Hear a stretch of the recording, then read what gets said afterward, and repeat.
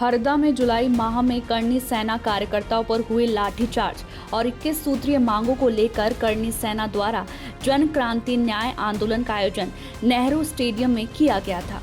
करीब 20,000 से अधिक कार्यकर्ता, महिलाएं और समर्थक इसमें शामिल हुए थे।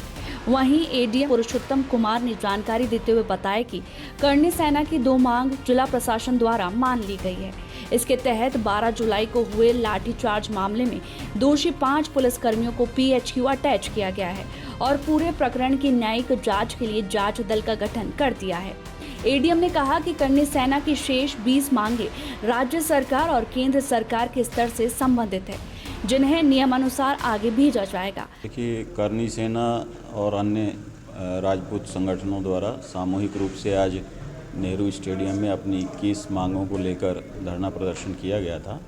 उनके साथ पुलिस प्रशासन की कई दौर की चर्चा हुई और उसके बाद कुछ मुद्दों पर सहमति हुई, जिसमें विगत जुलाई माह में जो घटना हुई थी उसमें 5 पुलिसकर्मी जो हैं उनके बारे में रिपोर्ट भेजी गई थी। पीएचक्यू से उनके आदेश प्राप्त हुए, उनको वहां अटैच किया गया है और इसके साथ ही जो बल प्रयोग हुआ था उस समय उसकी कमिश्नर साहब द्वारा मजिस्ट्रियल इंक्वायरी के आदेश प्रसारित किए गए हैं। इसके अतिरिक्त जो मांगें थी कुछ केंद्र शासन स्तर की थी और कुछ राज्य शासन स्तर की थी, जिनको कि उचित माध्यम से प्रेषित कर दिया गया। बता दें कि जब कार्यकर्ता हरदा पहुंच रहे थे तो उनकी पिकअप पलट गई थी, लेकिन कोई जनहानि नहीं हुई थी। राष्ट्रीय अध्यक्ष जीवन सिंह शेरपुर ने क्या कुछ कहा, आइए सुनते हैं।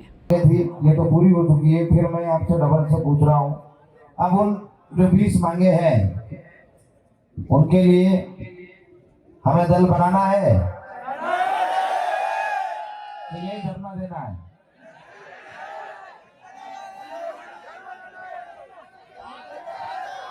देखो मेरी बात सुनो, देखो यही धरना देना हो तो हाथ ऊंचा करना, मैं बोलूँ तो, और यदि दल बनाना हो तो हाथ ऊंचा करना। दोनों में से एक चीज चुननी पड़ेगी। यदि भूख हड़ताल जारी रखनी है और यही धरना देना है तो हाथ ऊंचा करो।